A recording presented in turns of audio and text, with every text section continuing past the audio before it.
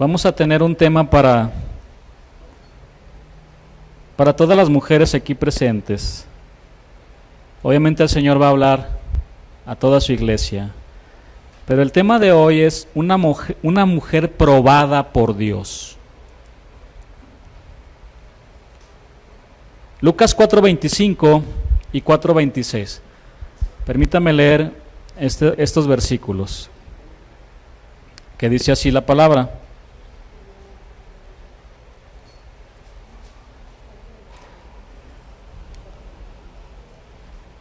Y en verdad os digo que muchas viudas había en Israel en los días de Elías, cuando el cielo fue cerrado por 3 años y 6 meses, y hubo una gran hambre en toda la tierra. Pero a ninguna de ellas fue enviado Elías, sino a una mujer viuda en Sarepta de Sidón. Una mujer probada por Dios.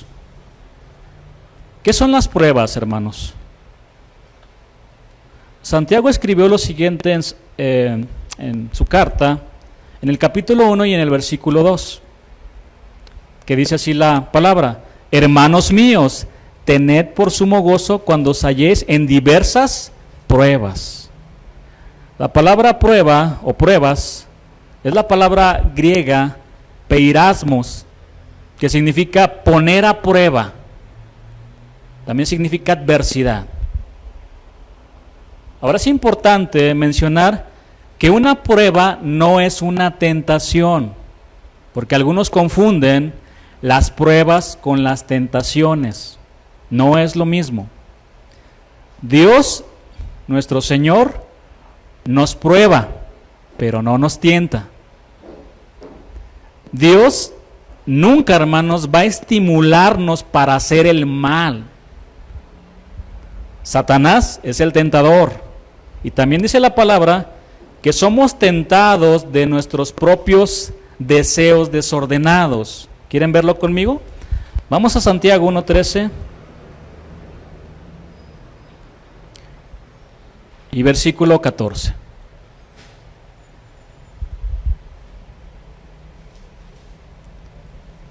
Cuando alguno es tentado, no diga que es tentado de parte de Dios, porque Dios no puede ser tentado por el mal, ni Él tienta a nadie. Dios no tienta a nadie.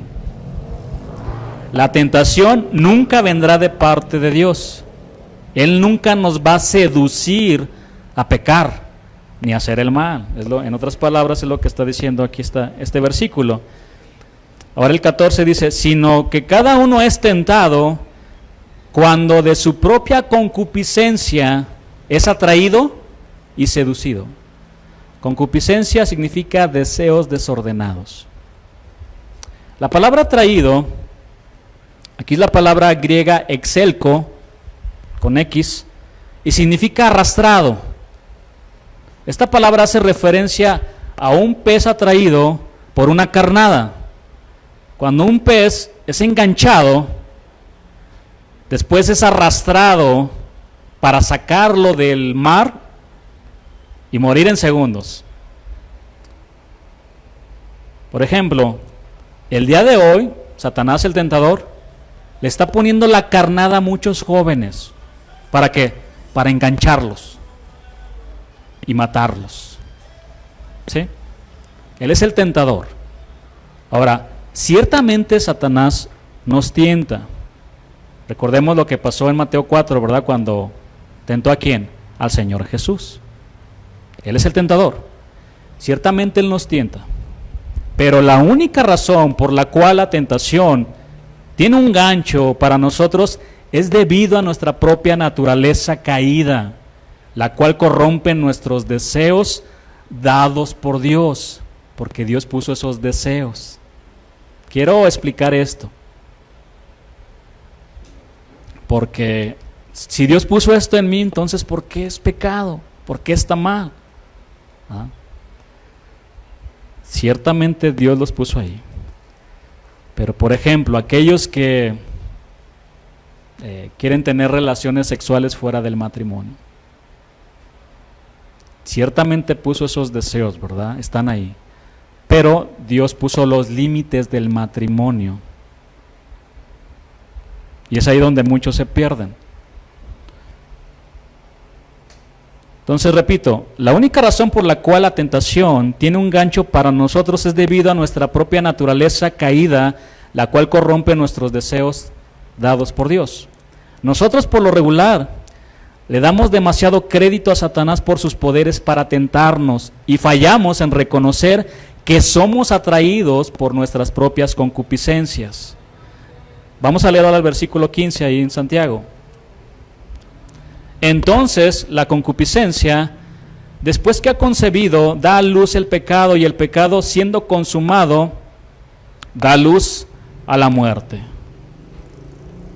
Lo que brota de una concupiscencia corrupta es el pecado.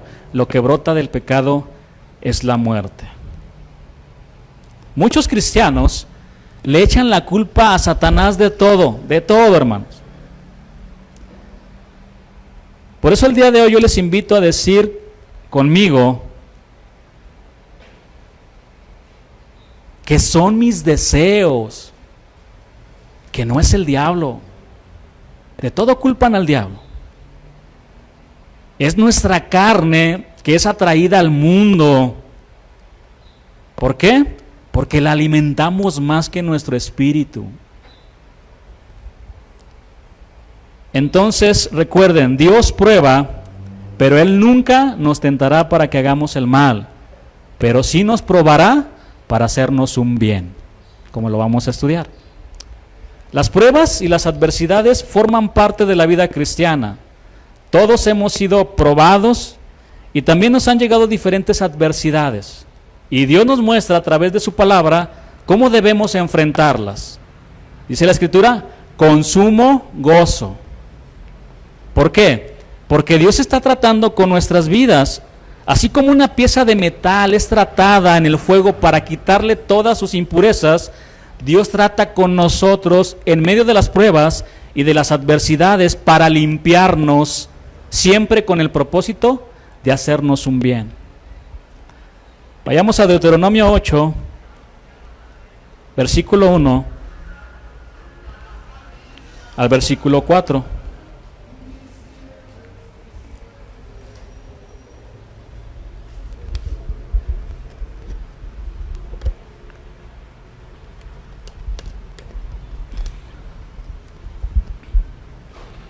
Cuidaréis de poner por obra todo mandamiento que yo os ordeno hoy, para que viváis y seáis multiplicados y entréis y poseáis la tierra que Jehová prometió con juramento a vuestros padres. Palabras dirigidas al pueblo de Dios. Y te acordarás de todo el camino por donde te ha traído Jehová tu Dios estos 40 años en el desierto.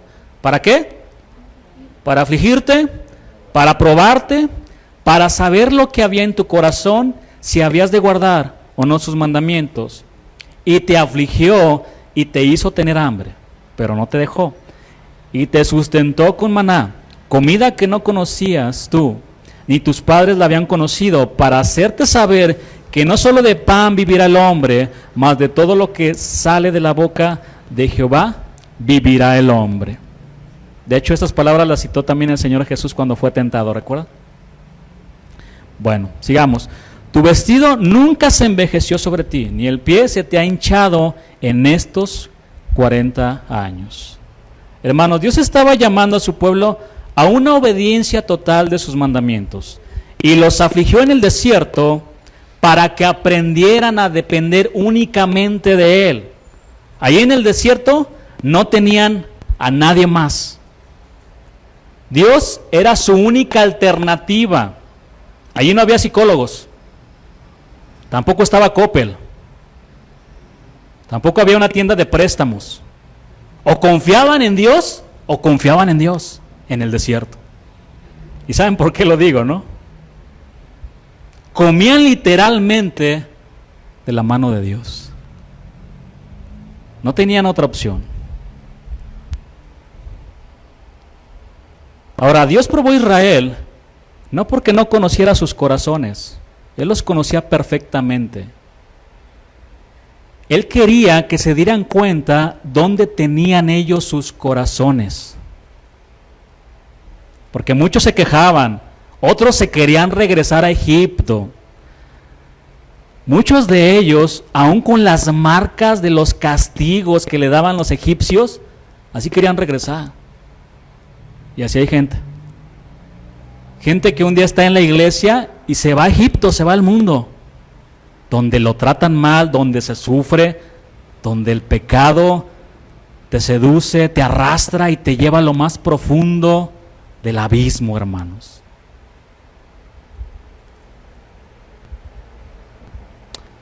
Conocemos varias historias de donde, en este caso en la palabra, cuando el Señor probó a varios de sus siervos. Una de estas historias es la historia de Abraham, ¿la recuerdan? Otra historia es la de aquella mujer que se aferró a Jesús y en otras palabras le dijo, yo no me muevo de aquí hasta que me des de esas migajas. Qué terrible, mientras unos desprecian el pan, otros buscan las migajas para saciarse. Eso es terrible. Pero bueno, vayamos a Lucas 4:25, que dice, y en verdad os digo que muchas viudas había en Israel en los días de Elías, cuando el cielo fue cerrado por 3 años y 6 meses, y hubo una gran hambre en toda la tierra. Versículo 26, pero a ninguna de ellas fue enviado Elías, sino una mujer viuda en Sarepta de Sidón. El Señor Jesús conocía bien esta historia, hermanos. Estas son palabras de nuestro Señor Jesús. Tenía presente esa historia. Recuerden, Él leía la palabra. Su palabra, ¿verdad? La palabra de Dios lo consumía, se llenaba de la palabra. Por eso siempre hablaba la palabra. Y voy a entrar aquí un poquito en el contexto de estas palabras de nuestro Señor. Después de que el Señor fue tentado en el desierto por Satanás y salió victorioso de esa tentación, dice la palabra que Jesús regresó a Galilea en el poder del Espíritu, para después presentarse en las sinagogas, donde él tenía la buena costumbre de congregarse. Este versículo echa a la tierra algunos pensamientos que por ahí salen, ¿no? De que no necesito un pastor, no necesito congregarme. Aquí está el Señor. Tenía costumbre ir a la sinagoga, a escuchar la palabra. Una buena costumbre, hermanos, es congregarse. No dejen de congregarse como algunos tienen por costumbre. Entendemos la situación actual, pero si puedes, hazlo. Es un bien para nosotros. Y vean, aquí está el Señor. En el contexto, lo pueden leer, después con el tiempo. Se presentó en las sinagogas donde él tenía la buena costumbre de congregarse, y un sábado de reposo, dice la Escritura que Jesús entró en la sinagoga y se levantó a leer y tomó los rollos del libro de Isaías. Recuerden, él no tenía la Biblia completa, se usaban rollos. Y se le dio la siguiente palabra. Ahora sí vayamos a Lucas 4:18. Estamos en el contexto de estas palabras que dijo el Señor Jesús, de Lucas 4:25 y 26. Fíjense lo que dice aquí la palabra. El Espíritu del Señor está sobre mí, por cuanto me ha ungido para dar buenas nuevas ¿a quiénes? A los pobres. Todos somos pobres, hermanos, porque todos necesitamos a Dios. Y aquel que dice, yo soy rico, el Señor le dice, no, eres miserable, necesitas también de mí. Lo que dice también en Apocalipsis, ¿recuerdan? Me ha enviado a sanar a los quebrantados de corazón, a los que tienen el corazón hechos pedazos, a pregonar libertad ¿a quién? A los cautivos, y vista a los ciegos, a poner en libertad a los oprimidos, a predicar el año agradable del Señor. Y enrollando el libro, lo dio al ministro y se sentó, y los ojos de todos en la sinagoga estaban fijos en él. Y comenzó a decirles, hoy se ha cumplido esta escritura delante de vosotros. Se cumplió en Cristo. Sigamos leyendo. Y todos daban buen testimonio de él, y estaban maravillados de las palabras de gracia que salían de su boca y decían, ¿no es este el hijo de José? Estaban sorprendidos. Y algunos lo decían con cierto menosprecio también. De hecho, Natanael, uno de sus discípulos, dijo algo muy parecido. ¿De Nazaret puede salir algo bueno? La palabra de Dios dice que Felipe se le acercó a Natanael y le dijo, hemos hallado a aquel de quien escribió Moisés en la ley, así como los profetas, a Jesús, el hijo de José de Nazaret. ¿De Nazaret puede salir algo bueno? Le contestó Natanael. Déjenme explicarles poquito aquí rápidamente este versículo. Porque todos en Jerusalén menospreciaban a las personas de Galilea. Esta clase de actitud es característica de la humanidad. Algunos siempre han menospreciado a otros, y estos que son menospreciados, menosprecian a otros, y es un círculo sin fin. Aunque Natanael no era de Jerusalén, sino de una parte de Galilea, sentía que podían menospreciar a los nazarenos, quienes eran considerados peores y más primitivos que los galileos. Hermanos, todos en algún momento hemos menospreciado a alguien y hemos sido menospreciados. Hay que reconocerlo. Ese joven, ¿qué me puede enseñar? Ese ancianito ya no sirve para nada. Debemos de tener mucho cuidado con eso, porque esa actitud le provoca náuseas a Dios, porque huele muy mal. ¿Sí sabían?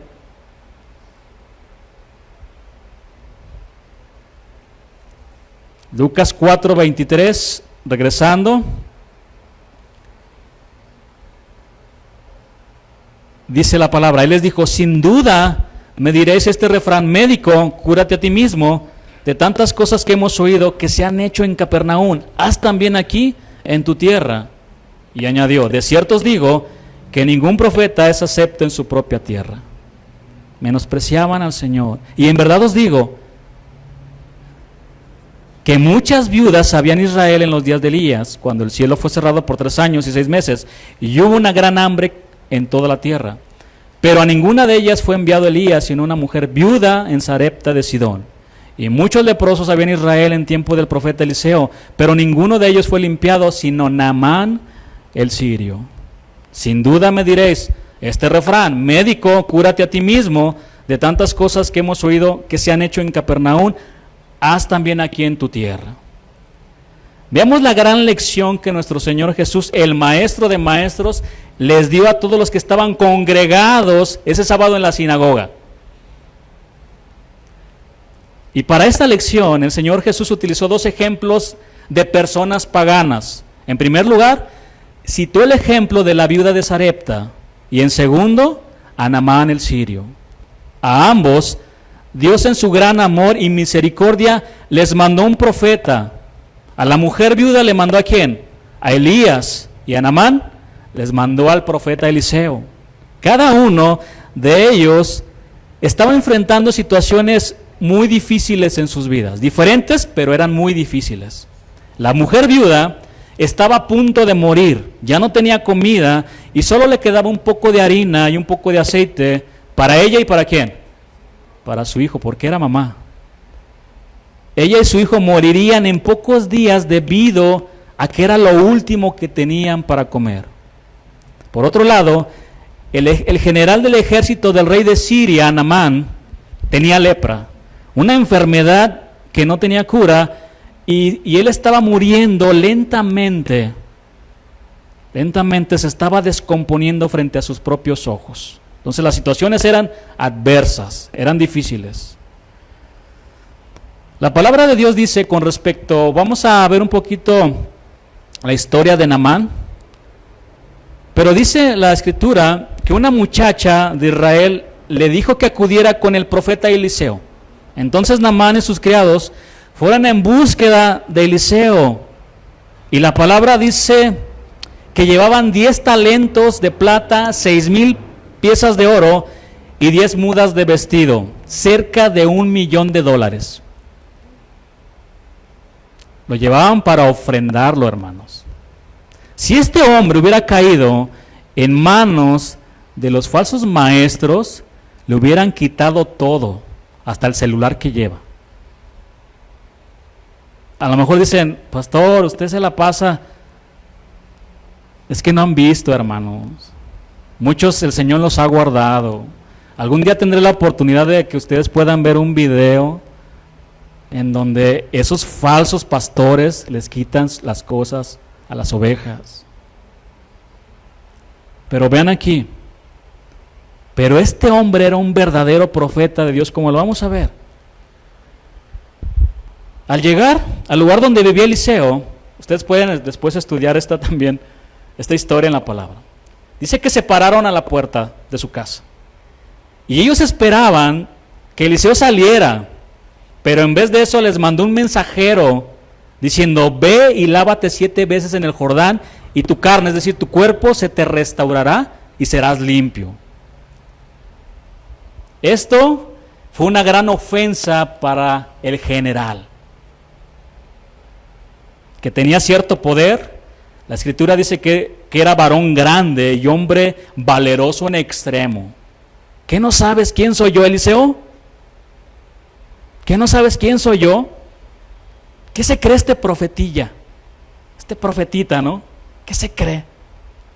Porque él estaba acostumbrado a ser honrado, a que lo trataran muy bien.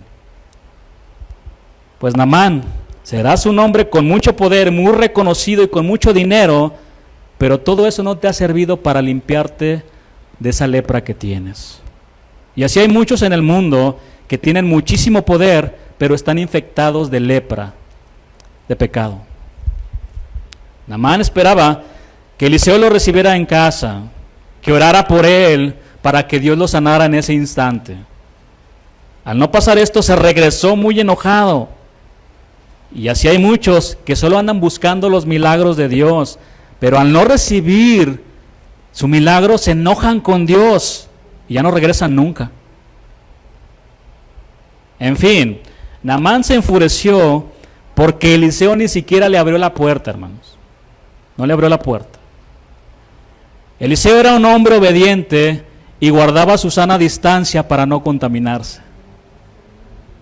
Era un hombre obediente. Eliseo le mandó a decir a Naamán, ve y lávate 7 veces en el Jordán. Este hombre enojado les dijo a sus criados, ¿por qué en el Jordán? ¿Acaso no es lo mismo que me bañe en los ríos de Damasco? Todavía luchando con eso en el corazón. El general del ejército no estaba dispuesto a recibir órdenes del profeta Eliseo. No entendía que si obedecía las palabras de Eliseo, obedecía a Dios, porque Dios hablaba por medio de sus verdaderos profetas. Aquí encontramos un hermoso principio. Hermanos, si ustedes obedecen a sus pastores, también son obedientes a Dios. Tu pastor te dice, deja de escuchar esas enseñanzas, deja esas amistades, tienes que cambiar tu carácter, trata a tu esposa como a vaso más frágil, respeta a tu esposo, ama a tus hermanos, a todos, no hagas acepción de personas, aún dentro de la iglesia. Saluda a todos los hermanos, ámalos por igual, porque en esto me conocerán, y conocerán que son mis discípulos, en que se aman los unos a los otros. Esta es la verdadera unidad, hermanos. Y si hay algo en el corazón, ve con tu hermano, pídele perdón, reconcíliate.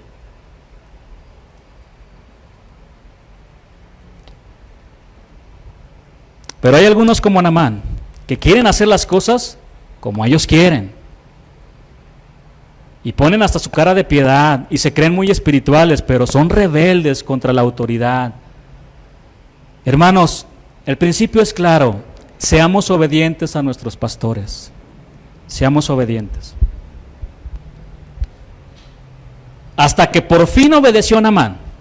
Sus criados le dijeron, si el profeta te hubiera pedido algo complicado, seguramente lo hubieras hecho. Con más razón, si lo único que te dice es que te zambullas y así quedarás limpio. Esta historia la encuentran en Segunda de Reyes, capítulo 5, en adelante. Déjenme leerles el versículo 14. Él entonces descendió Naamán, y se zambulló 7 veces en el Jordán, conforme a la palabra del varón de Dios, y su carne se volvió como la carne de un niño, y quedó limpio. Hermanos, era muy sencillo y gratis. Se tardó más en enojar, hizo su berrinche como un niño que se deja caer al piso cuando no le compran lo que quiere.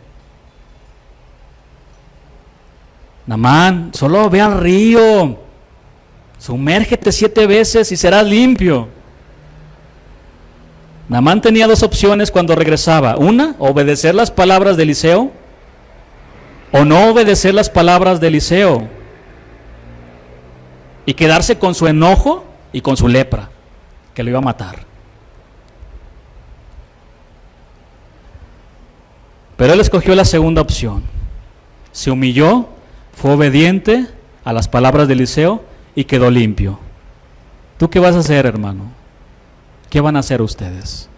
¿Obedecer las palabras de Dios o no las van a obedecer? ¿Quieres seguir con tu lepra? ¿O quieres ser limpio? Quedar limpio. Solo la sangre del Señor nos limpia de todo pecado. Bueno, al verse sano, Naamán, dice la Escritura que le ofreció muchos regalos, pero Eliseo no los aceptó. ¿Ven por qué es un verdadero profeta de Dios? Porque sabía que Eliseo no lo había sanado, que fue Dios. Déjenme leerles otros 2 versículos. Me apasiona esta parte de la palabra.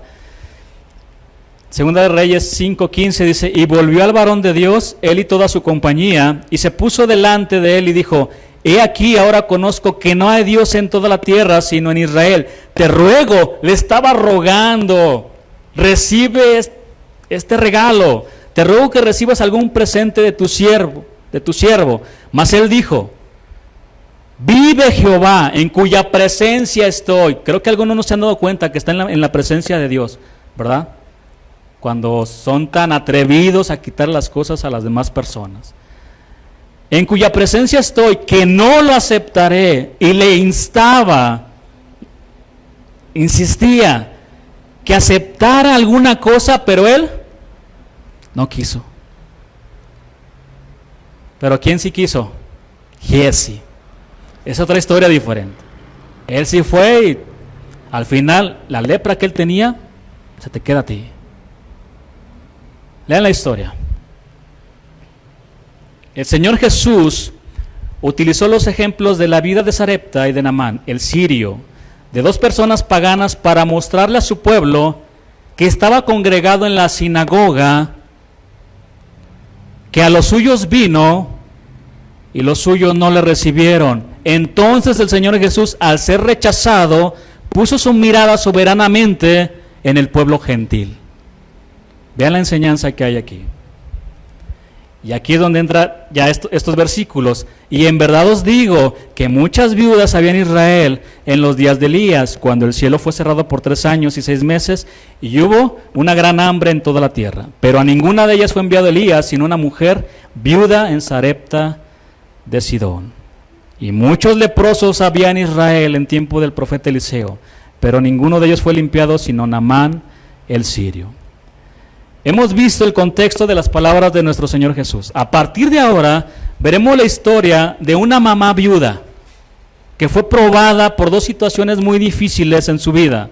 Además, su vida fue puesta en un horno de fuego para ser probada al máximo. La palabra de Dios dice que esta mujer vivía en Sarepta de Sidón. Sarepta estaba a 13 kilómetros al sur de la ciudad de Sidón. Y esta ciudad de Sidón fue fundada por los fenicios. Actualmente este lugar se encuentra en el país árabe llamado Líbano. El nombre de Sarepta significa casa de fundición, lo que indica que este era un lugar de hornos, un importante centro fenicio de obras de cristalería. Hornos, casas de fundición. Jesús dijo: había muchas viudas en Israel. Es decir, esta viuda de Sarepta no era la única que enfrentaba situaciones difíciles, había muchas más, pero Dios en su soberanía envió al profeta Elías a esta viuda de Sarepta. Me era necesario pasar por Samaria, ¿no? ¿Recuerdan también esa palabra? Hermanas, de entre miles de mujeres, a Dios le plació visitarlas a cada una de ustedes. Y no porque son las que han sufrido más, ni porque sean mejores que otras, sino por amor, misericordia y gracia. Guarda esto en tu corazón, hermana. Es una palabra para ti, mujer.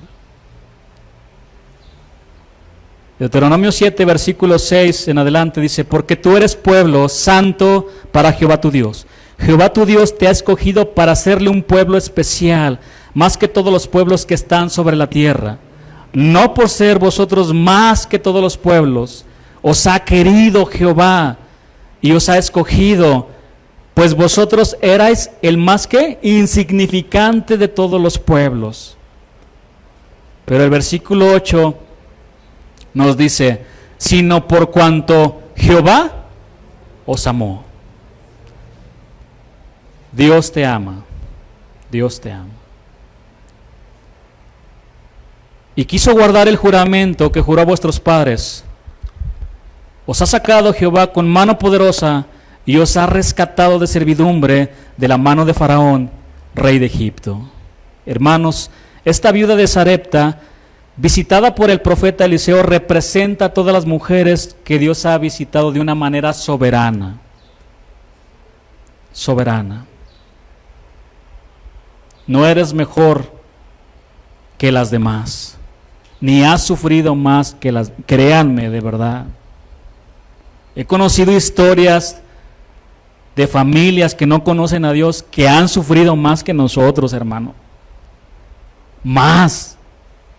10 veces más de lo que tú estás pasando, créemelo. Sin embargo, Dios te ama. Dios tuvo misericordia de ti, de mí, y nos encontró ahí.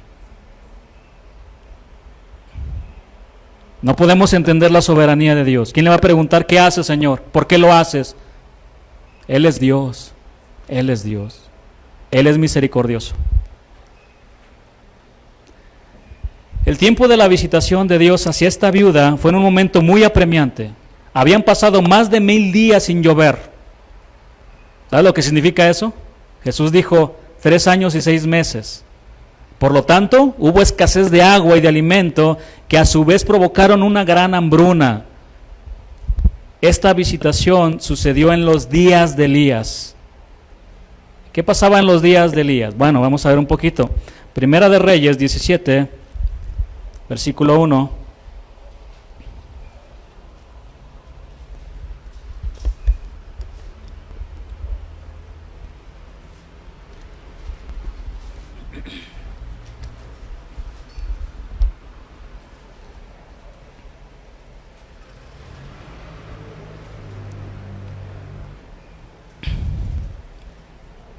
Entonces Elías Tisbita porque era originario de un lugar llamado Tisbe en Galat, por eso se le dice Tisbita. Entonces Elías Tisbita, que era de los moradores de Galat, dijo a Acab: vive Jehová Dios de Israel, en cuya presencia estoy, que no habrá lluvia ni rocío en estos años, sino por mi palabra. En un momento crucial en la historia de Judá e Israel apareció de manera repentina el profeta Elías. El significado de su nombre es muy interesante, significa Yahvé es mi Dios. Y en aquel entonces había mucha adoración a los Baales. De hecho, también se mencionan los profetas de Baal. Pero bueno, el Señor levantó a Elías de manera repentina. Yahvé es mi Dios, no los otros dioses. Yahvé es mi Dios. Bueno, los días de Elías se caracterizaron porque había muchos falsos profetas, mejor conocidos como los profetas de Baal, quienes acabaron, ¿dónde, hermanos? En el fuego. Y no para que su fe fuera probada, sino porque el destino de todos los falsos, como lo hemos estudiado, es el fuego, es el infierno. ¿Qué decir de esa mujer perversa llamada Jezabel? Esta mujer también apareció en los días de Elías, una mujer controladora, codiciosa, rebelde, sensual y fornicaria. Así le describe la palabra de Dios. También terminó de una manera horrible, ¿no?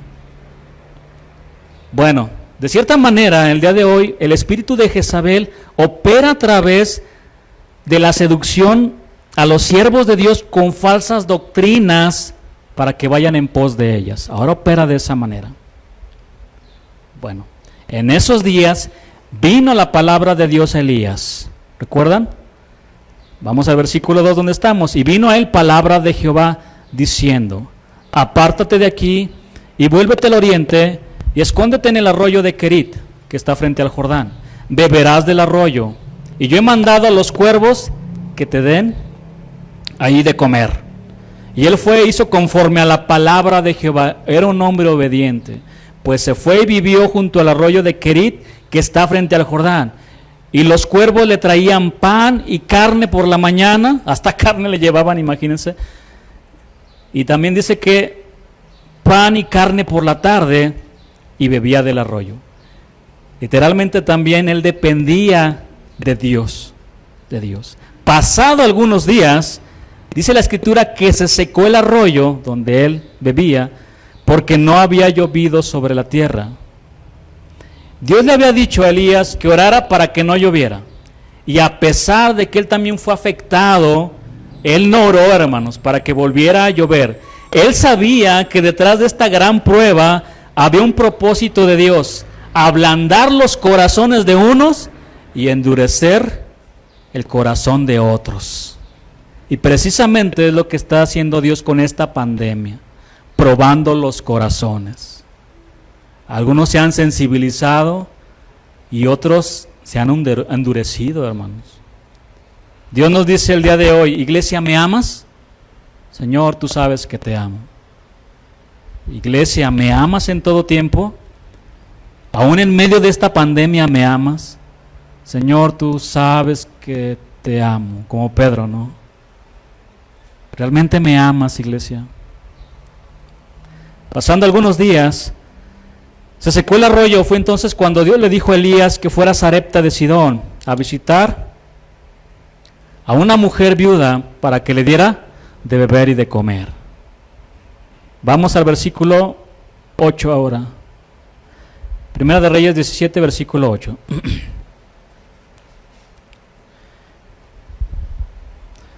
Ese lo leímos, creo, al 9. Levántate, vete a Sarepta de Sidón y mora ahí. He aquí yo he dado orden a una mujer viuda que te sustente. Entonces dirigió a la viuda de Sarepta. Versículo 10. Entonces él se levantó y se fue a Sarepta, y cuando llegó a la puerta de la ciudad, he aquí una mujer viuda que estaba ahí recogiendo leña, y él la llamó y le dijo: te ruego que me traigas un poco de agua en un vaso para que beba. Y yendo ella para traérsela, él la volvió a llamar y le dijo: te ruego que me traigas también un bocado de pan en tu mano. A lo mejor la mujer pensaba: ojalá y no me pida comida, agua tengo, un poquito más, ojalá y no me pida comida. Y que le pide comida. Veamos la respuesta. Y ella respondió: vive Jehová tu Dios, que no tengo pan cocido, solamente un puñado de harina tengo en la tinaja y un poco de aceite en una vasija. Y ahora la encontró recogiendo estos 2 leños. Y ahora recogía 2 leños para entrar y prepararlo para mí y para mi hijo, para que lo comamos. Y después, ¿qué iba a pasar? Nos dejemos morir. El último bocado que iban a dar. En otra versión dice: la mujer le contestó: te aseguro ante el Señor tu Dios que no tengo pan, solo tengo un poco de harina en el recipiente y me queda solo un poco de aceite de oliva en la jarra. Hoy vine a juntar 2 leños para hornear en casa la última comida que me queda. Mi hijo y yo íbamos a comer para luego dejarnos morir de hambre. Vean la situación como estaba. Elías rápidamente se dio cuenta de que esta mujer no era pobre solamente, sino que estaba a punto de morir por falta de comida, y la encontró justo antes de que fuera a prepararse el último bocado para ella y para su hijo después de morir. Y para después morir, perdón. Esta escena realmente es muy conmovedora, donde ya no hay esperanza Es ahí donde Dios se muestra, hermanos, y se glorifica. Donde hay tinieblas es donde Dios resplandece más intensamente. Marta, ¿no te he dicho que si crees verás la gloria de Dios? Veamos ahora las palabras de Elías, cómo le contestó a ella. Ahí en Primera de Reyes 17, versículo 13. Elías le dijo: no tengas temor. Ve, haz como has dicho, pero hazme a mí primero de ello una pequeña torta cocida debajo de la ceniza y tráemela. Y después harás para ti y para tu hijo. Versículo 14, porque Jehová Dios de Israel ha dicho así: la harina de la tinaja no escaseará, ni el aceite de la vasija disminuirá, hasta el día en que Jehová haga llover sobre la faz de la tierra. No tengas temor. Esta fue la primera palabra de Dios hacia la viuda a través de Elías. La mujer estaba a punto de morir y Dios le dijo: no tengas miedo y haz lo que yo te digo. Muchas mujeres el día de hoy tienen temor. Tienen temor, y cómo no tener temor, de que sus esposos las traten mal. Y ahora con este encierro, parecen leones enjaulados algunos, ¿no? Tantos casos que hemos escuchado dentro de las noticias. Y los que no se han escuchado. Y la mujer lleva la desventaja. Físicamente el hombre es más fuerte. Por eso la Escritura dice: trátala a ella como vaso más frágil. Ella es menos fuerte. Trátala a ella como a vaso frágil. ¿Tienen temor de perder a sus hijos? ¿Tienen temor también de perder su trabajo? Todo esto está en el corazón de muchas mujeres. Y el día de hoy el Señor les dice: no tengas temor. Solamente obedece a Dios en todo lo que Él te diga, obedécelo. Elías le pidió a esta mujer que antes de que comiera ella y su hijo le dieran de comer a él. Y Dios les daría una provisión sobrenatural. Dios estaba probando su fe para que dependiera totalmente de Dios. Y veamos lo que hizo ella en el versículo 15 y 16. Entonces ella fue e hizo como le dijo Elías, y comió él y ella y su casa, ¿cuántos? Muchos días. A diferencia de Naamán, esta mujer obedeció de inmediato, no cuestionó, lo obedeció y creyó en la palabra del varón de Dios. Y la harina de la tinaja, dice, no escaseó, ni el aceite de la vasija menguó, conforme a la palabra que Jehová había dicho por Elías. Hermanos, ¿cuántos saben que Dios cumple sus promesas? El problema de hoy en día es que hay muchos que abusan de esta verdad y les hacen pensar que las promesas de Dios solo son cosas materiales. Aquí vemos que Dios había prometido que no le faltaría alimento a esta mujer y Dios cumplió. ¿Por qué? Porque Él es fiel.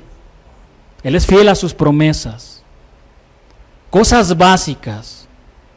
De repente sale uno y dice tu palabra, Señor, y tú eres fiel y tienes que cumplir. Así que tú me prometiste un auto, último modelo. No, hermano. Aquí se estaban muriendo de hambre. Se estaban muriendo cosas básicas. Ahí el Señor se glorifica. Entonces yo me pregunto, ¿qué harían aquellos que predican eso? Que vayan a Haití, a África a predicar. Dios te quiere hacer rico. Dios te va a dar un auto último modelo. Deja aquí tu ofrenda de $1,000. Que vayan allá a decir eso. Necesitan el mensaje de salvación para que se arrepientan de sus pecados, para que dejen el mundo, para que dejen todas las cosas que desagradan a Dios. ¿De qué te sirve ganarte un Ferrari e irte al infierno? Dime. ¿Venderías tu alma por un Ferrari? Algunos dicen, pero mientras esté aquí la gozo, algunos pueden decir. Ok. Pero recuerda que esto es temporal y que un día se va a acabar. Las cosas que se ven son temporales, las que no se ven son eternas. Buscad las cosas de arriba, dijo el Señor, donde está Cristo, donde está Él. Ahí está el tesoro, hermanos. Aquí vemos que Dios había prometido que no le faltaría alimento a esta mujer, y Dios cumplió porque Dios es fiel. Así como sostuvo milagrosamente Elías por medio de los cuervos que le llevaban el alimento, de la misma manera, milagrosamente, no se terminó la harina de la tinaja ni el aceite de la vasija hasta que volvió a llover. Más de 1000 días. ¿Se pueden imaginar? La botellita de aceite no se acaba. No se acaba. Increíble, ¿no? O sea, es un milagro maravilloso de Dios. No se acaba, ¿verdad? Y era lo mismo, pero no vemos que se quejaron. Y muchos nada más nos dan diario un plato de frijoles y ya quieren carne, ¿verdad? Ya quieren que los cuervos les lleven carne como Elías también. Pero aquí vemos que no se acababa el aceite ni el... Qué increíble. Dios es fiel. Dios sostuvo y ha sostenido a muchas familias durante esta pandemia. No nos ha faltado que comer, hermanos. Seamos agradecidos con Dios por lo que tenemos y por lo que tampoco tenemos. Amén. Vamos al versículo 17. Ahí no se termina. Todavía el Señor iba a mover el horno, a subirle al horno para probarla más. Si estaba a 1000 grados centígrados, dice el Señor, súbele otros 1000 grados. Vamos a probarla. Después de estas cosas aconteció que cayó enfermo, ¿quién? El hijo, qué bonita frase, ¿no? Del ama de la casa, del ama de la casa. Las que gobiernan la casa, por así decirlo, ¿verdad? Ahora, interesante, no porque seas la ama de la casa tienes que hacer todo. Escuchen, varones, y despierten los que estén dormidos. No todo es responsabilidad de ella. Todos los que están en la casa ensucian los platos. Todos los que están en la casa ensucian su ropa. Eso no te da ningún derecho de que tú vas a trabajar y llegas a acostarte ahí con tu short, ¿verdad? El mismo short de siempre. Pones ahí tu pantalla de no sé cuántas pulgadas, con tus chetos a un lado, a veces les digo, ¿verdad? Y tus sabritas, y a no hacer nada. Equivocado, estás equivocado. Aún así, después de que llegas del trabajo, amor, te puedo ayudar en lavar los trastes. Todos ensuciamos, todos comemos, hermanos. Se están gozando las mamás el día de hoy, ¿verdad? Las amas de casa. Enfermó el hijo del ama de la casa y la enfermedad fue tan grave que no quedó en él aliento. Y ella dijo a Elías: ¿qué tengo yo contigo, varón de Dios? ¿Has venido a mí para traer a memoria mis iniquidades y para hacer morir a mi hijo? Era todo lo que tenía, su hijo.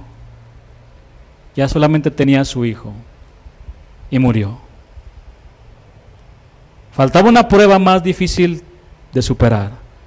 Como les decía, Dios comenzó a subir la temperatura del horno para probar la vida de esta mujer.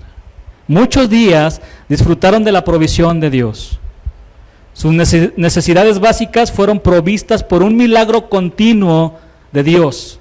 Pero esos días felices fueron eventualmente cubiertos por una sombra oscura. Su hijo enfermó y murió. La muerte de su hijo fue un golpe muy duro en la vida de esta madre viuda. Fue muy duro. Cuando muere el esposo o la esposa, se dice que quedan viudos. Cuando mueren los padres, se les llaman los hijos huérfanos. Pero yo les pregunto a ustedes, ¿cómo se le llama a los padres cuando pierden un hijo? ¿Huérfanos también? ¿O cómo se les dice? Si hay una palabra, no la conozco, digo, a lo mejor estoy en algún error. Qué duro, ¿no? Así me comentaron unos amigos que considero. ¿Cómo le dices a eso? Mi bebé murió recién nacido. ¿Cómo le llamas a eso? Ya ven que hay gente que sufre más que nosotros y que no conoce al Señor.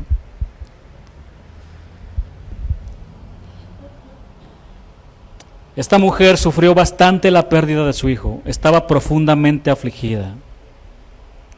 Pero veamos qué pasó. Más adelante, en estos versículos, versículo 19, él le dijo: dame acá tu hijo. Entonces él lo tomó de su regazo y lo llevó al aposento donde él estaba y lo puso sobre su cama. Y clamando a Jehová dijo: Jehová, Dios mío, aún a la viuda en cuya casa estoy hospedado, ¿has afligido haciéndole morir su hijo? Versículo 21. Y se tendió sobre el niño 3 veces y clamó a Jehová. Y dijo: Jehová, Dios mío, te ruego que hagas volver el alma de este niño a él. Y Jehová escucha las oraciones. Jehová oyó la voz de Elías y el alma del niño volvió a él y revivió. Tomando luego Elías al niño, lo trajo del aposento a la casa y lo dio a su madre. Era una madre. Y le dijo a Elías: mira, tu hijo vive. Entonces la mujer dijo a Elías: ahora conozco que tú eres varón de Dios y que la palabra de Jehová es verdad en tu boca. Dios probó a esta mujer con la escasez y con la pérdida temporal de su hijo. La metió en el horno para que fuera probada al máximo y al final su vida salió como un cristal hermoso, a tal grado que dijo: ahora conozco que tú eres varón de Dios y que la palabra de Dios es verdad en tu boca. Mujeres de Dios, el Señor las escogió no porque son las que han sufrido más que otras o porque sean mejores. A Dios le plació mandar un día a un profeta ahí cerca de tu casa. ¿Recuerdas ese día, mujer? Cuando te predicaron el evangelio por primera vez y le entregaste tu vida al Señor. Ahí llegó un Eliseo, ahí llegó un Elías. Y no porque eras la mujer que sufría más, ni porque tenías algo especial, sino porque te amó el Señor, porque el Señor te amó, tuvo misericordia, tuvo compasión de ti. Lo que Dios pide de ustedes, mujeres, es que obedezcan su palabra, que sean fieles a la palabra, que crean su palabra, porque Dios las va a seguir llevando al desierto para que ahí dependan totalmente de Dios, y seguirá probando sus vidas como a la viuda de Sarepta para refinarlas como al mismo oro. Eso es lo que el Señor va a seguir haciendo. Obedezcan su palabra, sean fieles a la palabra, amen la palabra, vivan la palabra, llénense de la palabra, mujeres de Dios, porque Dios les ama. Vamos a hacer una oración. Pónganse sobre sus pies para darle gracias a Dios.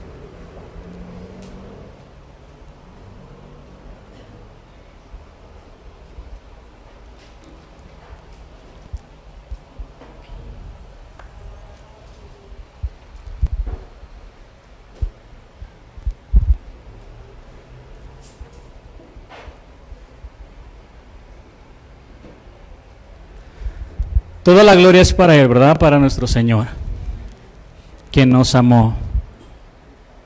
Con amor eterno nos amó.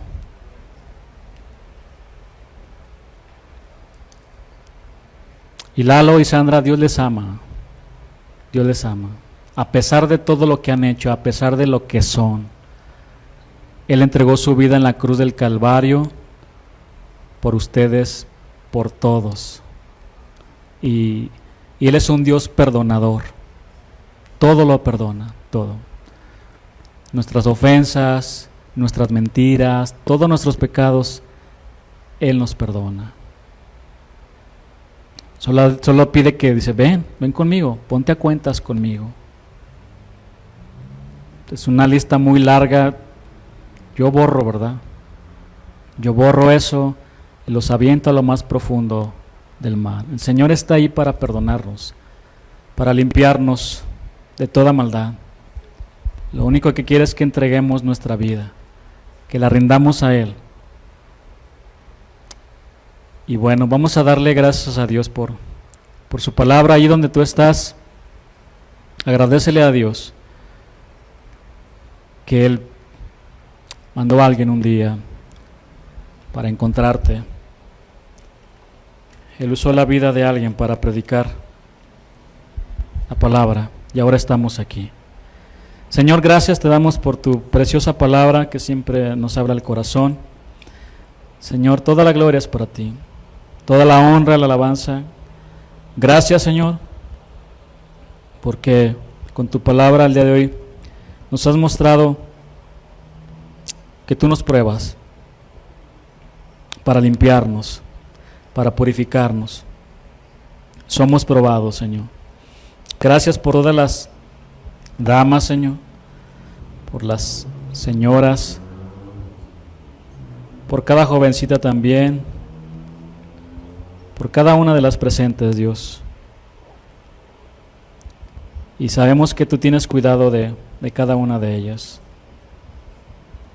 Gracias por aquellas que tienen la dicha de ser madres, por aquellas que aún no tienen la dicha, Señor. Tú les amas de la misma manera, Señor. Pero gracias, Señor. Podemos orar por ellas para que tú les bendigas, les guardes, les ayudes, Dios, en todo, aún dentro de las casas, Señor, en donde posiblemente hasta los esposos no se han entregado a ti, Señor, genuinamente. Esa es una carga, es un sufrimiento adicional para ellas. Pero te pedimos que tú obres conforme a tu poder, a tu palabra en los corazones, Dios. Gracias, Señor, por tu preciosa palabra y bendice a todas las hermanas, a todas las mujeres que están aquí, en el nombre de Jesús. Amén.